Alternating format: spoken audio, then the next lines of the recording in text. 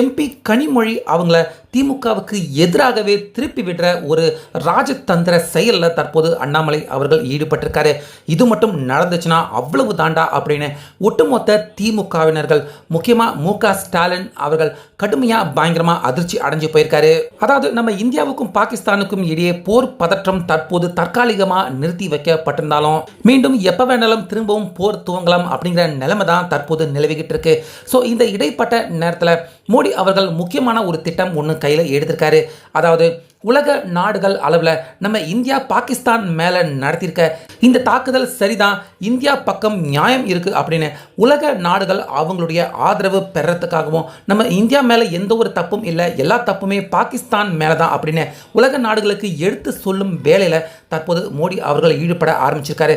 So இதுக்காக மோடி அவர் கையில் எடுத்திருக்க ஆயுதம் என்ன அப்படின்னு பார்த்தீங்கன்னா, நம்ம இந்திய எம்பிக்களை தான் நேரடியாக தற்போது நரேந்திர மோடி அவர்கள் உலகம் முழுக்க இருக்கிற வல்லரசு நாடுகள் எல்லார்கிட்டையுமே போய் பாகிஸ்தான் அவங்களுடைய பயங்கர பலத்தை விலக்கி சொல்றதுக்காக இந்திய அளவில் 40 எம்பிக்கள் 7 மண்டலமாக பிரித்து 40 எம்பிக்களை உலகம் முழுக்க அனுப்பி வைக்க தற்போது மோடி அவர்கள் முடிவு எடுத்திருக்காரு. ஸோ இதில் ரொம்ப பெரிய ஹைலைட்டான விஷயமே என்ன அப்படின்னா, நம்ம அண்ணாமலை அவர்கள் நம்ம தமிழ்நாட்டில் இருக்கிற திமுக எம்பிக்கள் அவங்களும் இந்த 40 எம்பிக்கள் லிஸ்ட்டில் சேர்க்கப்பட்டிருக்காங்க.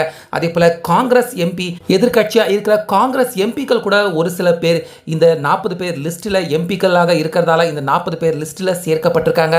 ஸோ இவங்களுடைய வேலை ஐநா சபை, ஆஸ்திரேலியா, லண்டன், அமெரிக்கா, முக்கியமான வல்லரசு நாடுகள் எல்லார்கிட்டையுமே போய் பாகிஸ்தான் பயங்கரவாதத்தின் கூடாரமாக இருக்கு, உலக அளவில் தடை செய்யப்பட்ட தீவிரவாதிகள் எல்லாருமே பாகிஸ்தானில் சுதந்திரமாக சுற்றிக்கிட்டு இருக்காங்க, முக்கியமாக ஒசாமா பின் லேடன் அவருடைய மகனும் பாகிஸ்தானில் பயங்கரவாதியாகவும் உல்லாசமாகவும் அங்கே சுற்றிக்கிட்டு இருக்காங்க அப்படின்னு பாகிஸ்தான் அவங்களுடைய அந்த பயங்கரவாதத்தை உலகத்துக்கு வெட்ட வெளிச்சம் ஆக்கும் விதமாகவும், அதே போல் நம்ம இந்தியா மேலே நடந்த இந்த போரில் எந்த ஒரு தவறும் இல்லை, நாங்கள் பாதிக்கப்பட்டவங்க, அதனால தான் இந்த போர் தொடுக்க வேண்டிய நிலைமை இந்தியாவுக்கு ஏற்பட்டுச்சு அப்படின்னு தற்போது இந்திய அளவில் 40 எம்பிக்களை தயார் செஞ்சுருக்காங்க. அந்த 40 எம்பியில் கனிமொழி அவங்களும் அதே போல் காங்கிரஸ் எம்பிக்களும் முக்கியமான எம்பிக்கள் இருக்காங்க.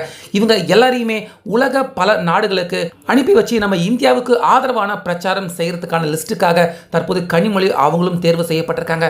கனிமொழி அதே போல் திமுகவினர்கள் எல்லாருமே தொடர்ந்து மோடி அவங்களுக்கு எதிராக பேசிக்கிட்டு இருக்கவங்க. அதே போல் இந்தியா பாகிஸ்தான் போரை பற்றியும் பெருசாக வாய் திறக்காமல் இருந்தவங்க தான் திமுகவினர்கள், முக்கியமாக கனிமொழி. இப்படி இருக்க இவங்களே தற்போது போய் உலக அளவில் மோடி அவருடைய அரசுக்கு ஆதரவாக உலக அளவில் போய் பேசுனாங்கன்னா அதை விட ஒரு பெரிய அசிங்கம் நமக்கு இல்லை அப்படின்னு நினைக்கிறவங்க தான் திமுக. ஆனால் மோடி அவர்கள் அந்த லிஸ்ட்டில் கனிமொழி அவங்களையும் சேர்த்திருக்கிறது தற்போது திமுகவினர்களுக்கு ரொம்ப பெரிய அதிர்ச்சியை ஏற்படுத்தியிருக்கு. முக்கியமாக திமுகவினர்கள் அதுலேயும் கனிமொழி நிச்சயமாக அவங்க இந்த லிஸ்ட்டில் இருக்கணும் அப்படின்னு அண்ணாமலை அவர்கள் வலியுறுத்தி தான் மோடி அவருடைய குழு இந்த லிஸ்ட்டில் கனிமொழி அவங்களுடைய பெயரையும் தற்போது தேர்வு செஞ்சிருக்காங்க. இது மட்டும் நடந்தால் கண்டிப்பாக திமுகவுக்கு ரொம்ப பெரிய அசிங்கம் அப்படின்னு திமுகவினர்கள் அலற வேண்டிய நிலைமை தற்போது உருவாகியிருக்கு.